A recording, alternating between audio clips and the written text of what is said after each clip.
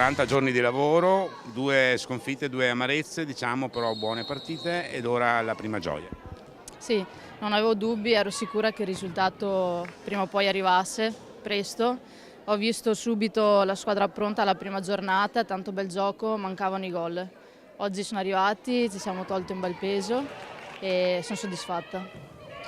Ora hai un nuovo ruolo, oltre ad essere una giocatrice importante per il Real Grisignano, hai quella fascetta rossa al braccio, quanto ti pesa?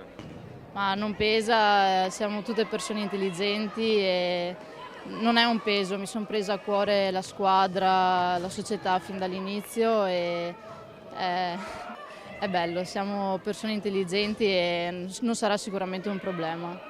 Jessica Troiano oggi veramente ispirata, hai dato il là alla squadra nel momento un po' più difficile quando eravamo 1-0, poi ti sei scatenata.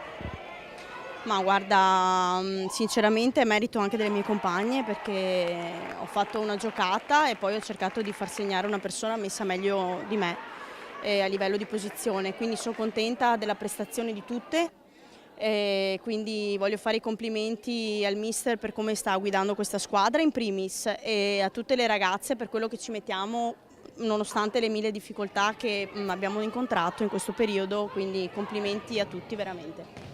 Ora sei in partenza per la Spagna, vesti questa maglia che hai tanto a cuore. Assolutamente sì, è la maglia che sogno da bambina e che porto sempre con grande rispetto e onore e voglia. E adesso concentrazione per queste 2 amichevoli con la Spagna e poi si torna qui e penso alla partita che dovremo affrontare domenica. 30 giorni giusti di lavoro, prima grande soddisfazione.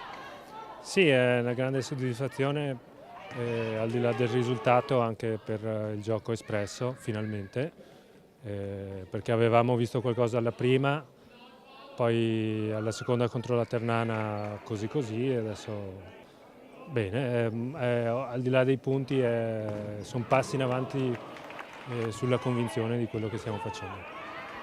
Molto bene, quindi adesso diciamo è la prima di tante. La prima di tante e speriamo che sia un buon auspicio. Vabbè, certamente 6 pali più chissà quante altre occasioni da rete, più anche, devo dire, in certi momenti un po' leziosi nel gioco. Bisogna anche essere capaci di essere più concreti. Siamo con mister Alessandra Imbriani. Intanto i nostri complimenti perché la partita è stata molto corretta, giocata veramente con fair play, il risultato alla fine è abbastanza pesante, forse al di sopra dei reali demeriti o meriti del Grisignano. Allora, fair play perché ci tengo molto alla correttezza e poi comunque Flaminia e Grisignano sono 2 realtà molto vicine, ci siamo incontrati anni fa in A2, abbiamo fatto delle esperienze insieme. E quindi voglio dire, diciamo, anche a livello societario c'è una certa familiarità. Il risultato pesante, il primo tempo dai, abbiamo tenuto bene con un passivo di 2-0 se non sbaglio e quindi comunque mi sembra un risultato buono. Abbiamo avuto diverse occasioni non sfruttate appieno. E abbiamo provato a mettere in campo quello che poi in fondo stiamo provando in allenamento. E oggi era l'esordio della nostra peruviana, ma si vede ancora che ha tanto da migliorare, i ritmi sono diversi rispetto al nostro campionato, quindi speriamo che presto rientri diciamo, pienamente in questa categoria. Mister, 2 parole sul portiere, guardando la distinta abbiamo visto che è molto giovane.